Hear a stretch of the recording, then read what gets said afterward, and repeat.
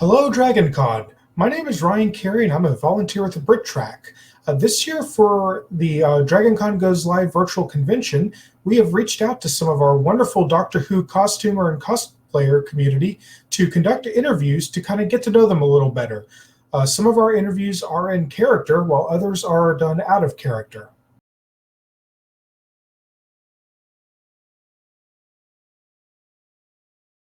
Hello, I'm John Reid Adams, and if you've seen me around DragonCon, you know that I cosplay either the 8th Doctor or the 12th Doctor.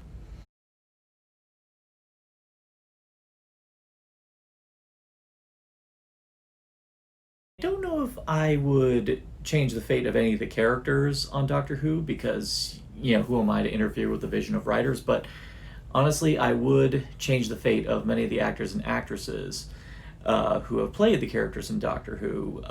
Many that we have lost, many we lost way too soon.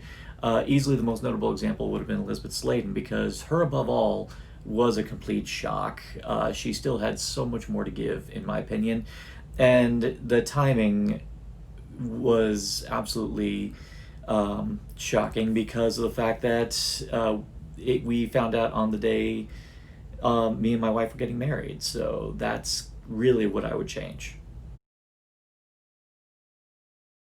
Well, the Eighth Doctor was a given because, well, that's where I started watching Doctor Who. I started with the TV movie in 1996, and I was an American in the wilderness, so I had nothing else except the rest of the show to fall back on, and I loved the TV movie, and I ended up very gradually falling madly in love with Doctor Who from there on in. So when the show came back in 2005, the floodgates were open, and I had to cosplay the Doctor that meant the most to me in my life.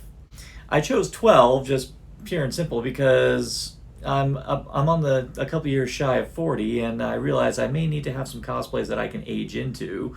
And honestly, I just adored Capaldi as the 12th Doctor, and I just adored the 12th Doctor in general. It's just a lot of fun to have a Doctor that I can just wear a hoodie, a really cool coat, and every now and then have guitar and wear sunglasses. He's remarkably practical with Dragon Con in the summer because I can just wear sunglasses wherever I go. It's kind of cool.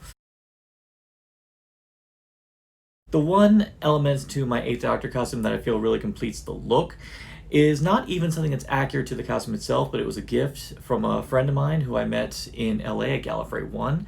She was selling a variety of different accessories to go with the costume, but she made this beautiful tie tack, which has a bunch of gears inside it, and it just looked utterly wonderful. And I used that to secure my cravat as the 8th Doctor, and it just completed the look. Is the Doctor a savior or a meddler? Well, on a good day, I'd say both.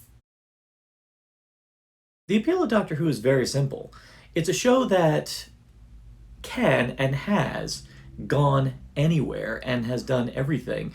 And the reason why it's able to become so many things over the generations is because it abides by very simple principles. Enigmatic alien called the Doctor travels around in time and space in a police box, fights monsters, and brings friends along for the ride. Very simple principles, and the show, through thick and thin, through highs and lows, has abided by those principles. And the thing is, as time goes on, sure, there'll be people who fall out of love with Doctor Who, but at the same time, with people falling out of love, there are going to be people who jump on board with a particular Doctor. Believe it or not, there are people who jumped on with Capaldi. There are people who are jumping on right now with Jodie Whittaker.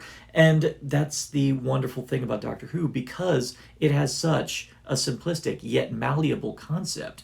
There are so many ways that you can execute this concept, and as many people who will bellyache about the way things go one way or the other, in the end, there's no real wrong way to approach this show because this is a show that you can take into any direction. You can very much do whatever you want with it. And the fact that it can do so is the reason it's been around for so long, and why I predict, even if this new run of the show gets canceled, it'll get picked up again down the line because, let's face it, it's a wealth of ideas, it's a wealth of imagination.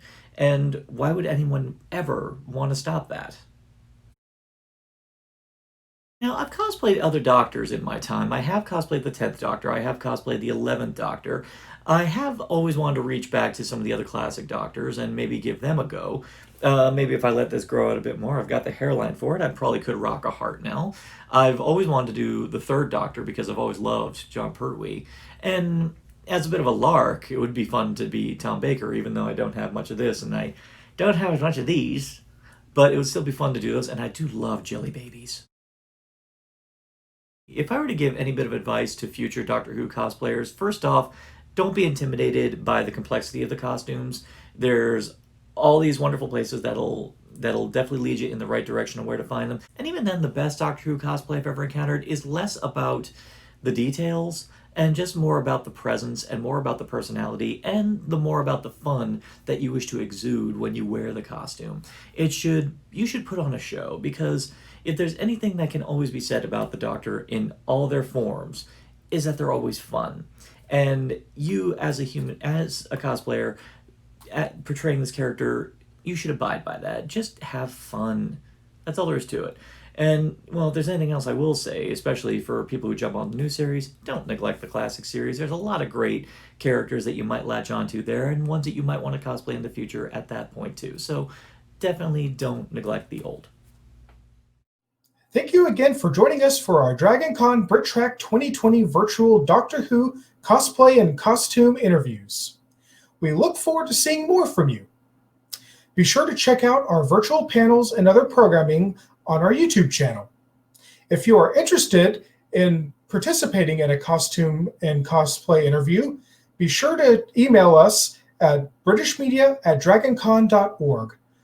We hope you have a wonderful 2020 DragonCon Goes Virtual, and we look forward to seeing you next year. Goodbye for now.